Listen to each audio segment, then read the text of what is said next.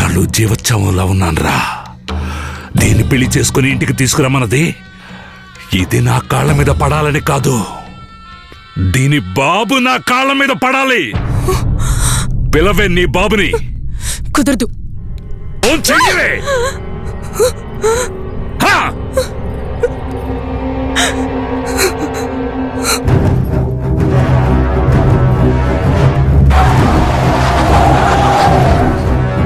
అయ్యా వచ్చేసాడయ్యా. రమ్మన్రా ముసలాన్ని. వచ్చినాడు ముసలోడు కాదయ్యా. ఎవరికే ఫోన్ చేసి బాబు రాలేదా? వచ్చింది నా బాబు కాదు, నీకు బాబు. ఎవడో పోయి చూడండిరా.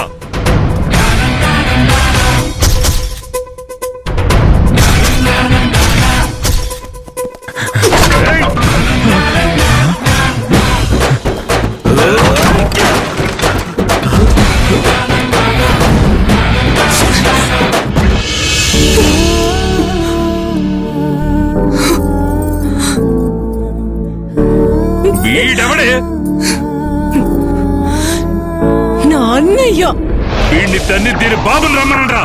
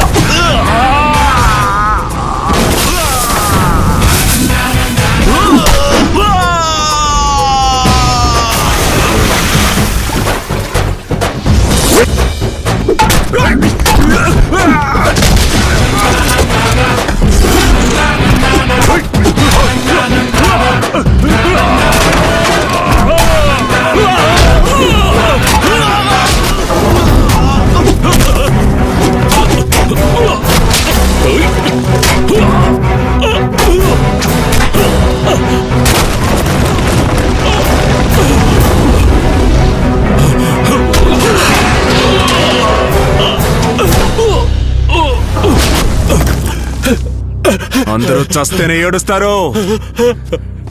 నా చెల్లెలు ఏడ్చిందో చచ్చారా.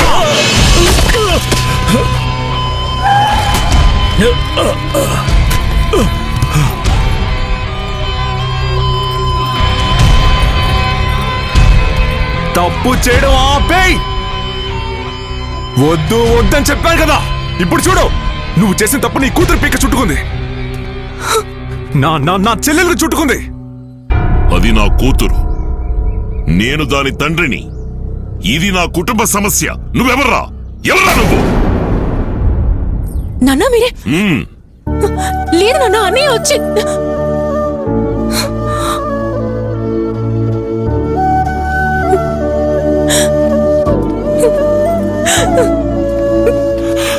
తెలియక తప్పు చేశాను, ఇకపై ఇలా జరగదయ్యా.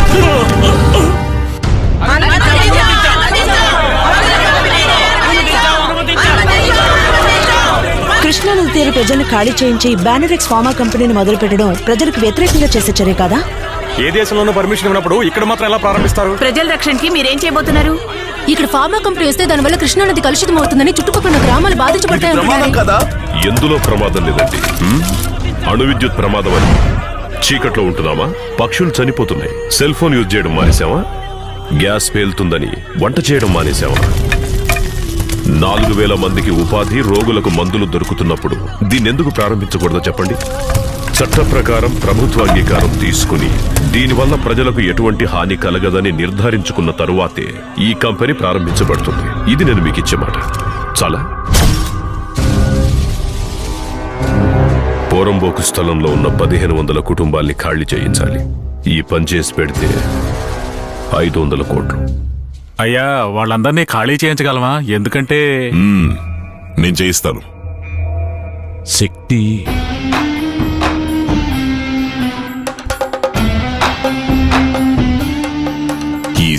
ఆశపడ్డ చోటు మాత్రమే కాదురా, నీడపడ్డ చోటు కూడా నాకే సొంతం అవ్వాలి.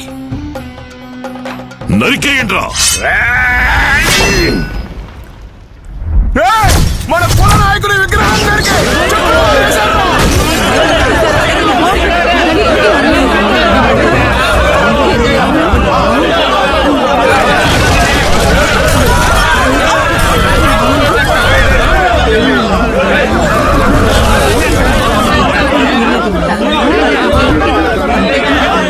అయ్యా నమస్కారం.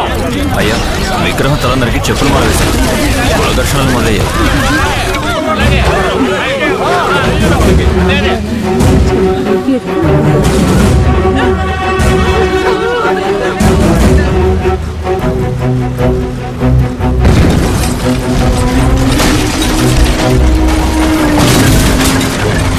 కానీ కూల్చేవయ్యా.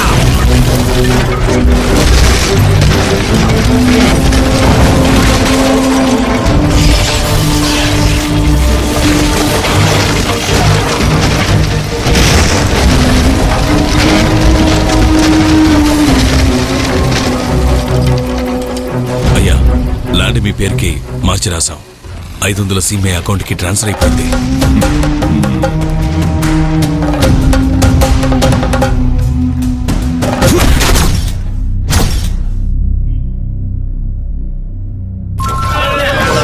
ఏంట్రా శక్తి, ఒక్క తప్పు కూడా జరగనివ్వను అన్నావు. మీ నాన్న బెజవాడ జనాలకి పెద్ద ద్రోహం చేశాడురా. చేశాడు కదా, తప్పు చేశాడు కదా.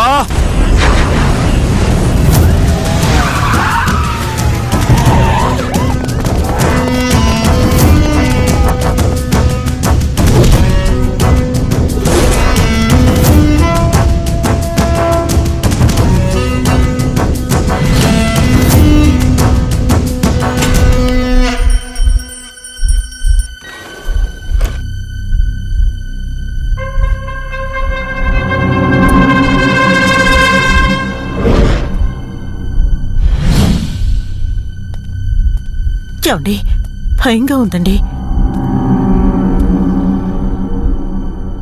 పోలీసులు వచ్చారన్నా.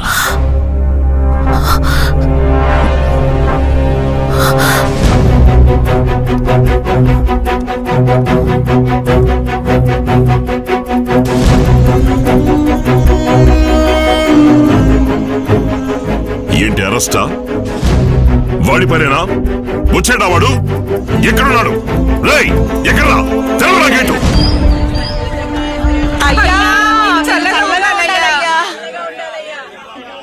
మీరు ఇంత మంచి పని చేశారు.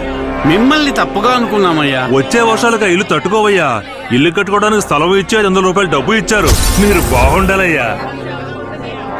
500 కోట్లు గవర్నమెంట్ కూడా ఈ పని చేయలేదు. అలాంటిది మీకెలా చేయాలనిపించింది సార్? ఎలక్షన్ లో పోటీ చేసే ఐడియా ఉందా? ఇంత పెద్ద సాయం ఇంతకు ముందు ఎవరు చేయలేదయ్యా. మీరు చేసిన సాయానికి 100 ఏళ్ళు చల్లగా ఉండాలయ్యా. నేతలు చెప్పినవే చేయరు, మీరు చెప్పకుండానే చేశారు. మీరు దేవుడయ్యా.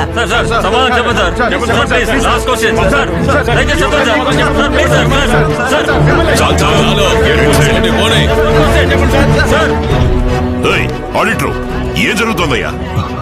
150 ఎకరాల స్థలం, 500 కోట్ల డబ్బు మీరేనే సంతకం పెట్టారు. నేనెప్పుడయ్యా సంతకం పెట్టాను?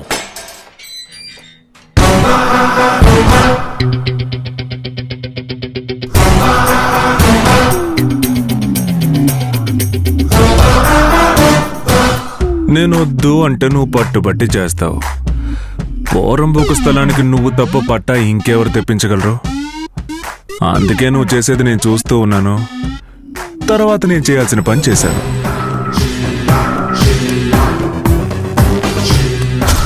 నీ సంతకాన్ని నువ్వన్నా తప్పుగా పెడతావు, కానీ నేను ఎప్పుడు కరెక్ట్గా పెడతాను.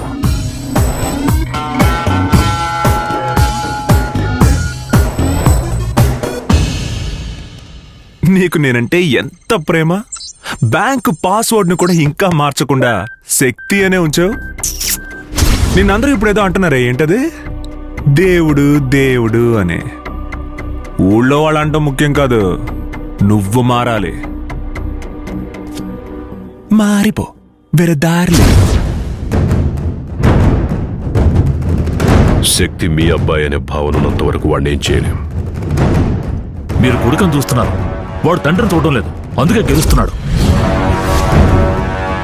వాడి ప్లేస్లో ఇంకొకడు ఉండుంటే ఈ పాటికి ప్రాణాలతో ఉండుండేవాడా? మీరు గెలవాలంటే వాడిని మర్చిపోవాలి. శక్తిని మీ మనసులోంచి తీసిపారేయండి.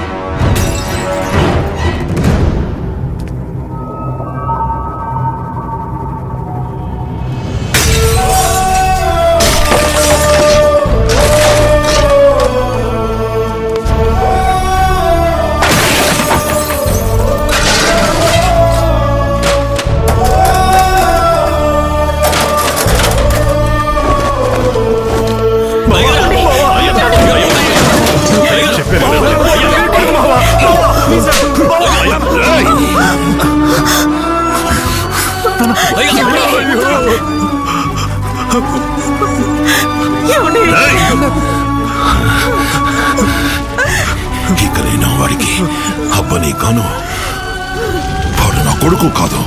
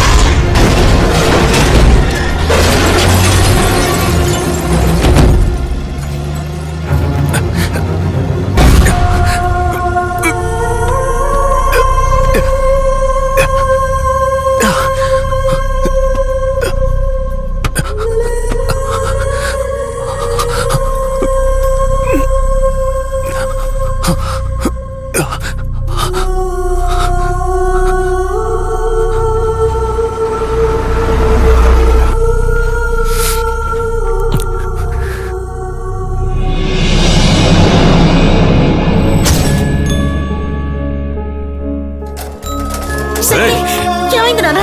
అయ్యో, ఏంటి శక్తి? పద,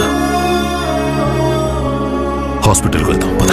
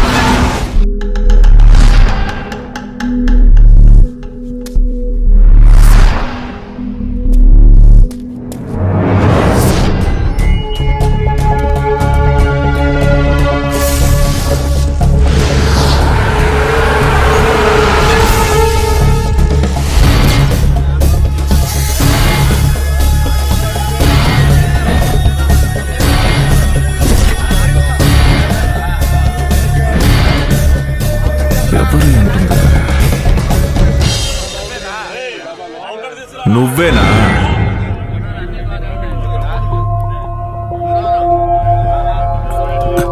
నువ్వేనా?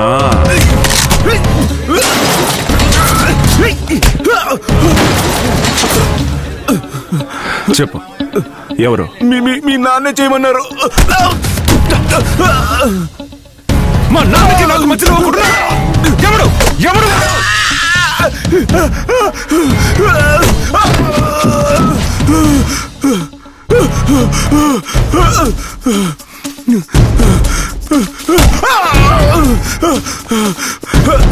అవునరా, నీ బాబు కాదురా, కానీ వాడెవడో నువ్వు కనిపెట్టావురా.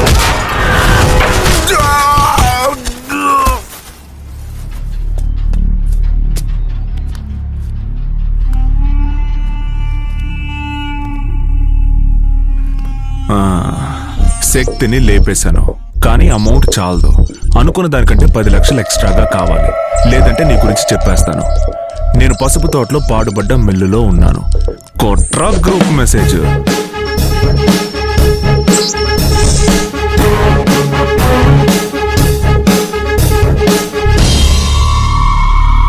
ఇప్పుడు ఒకడు వస్తాడు కదా, రా. రా.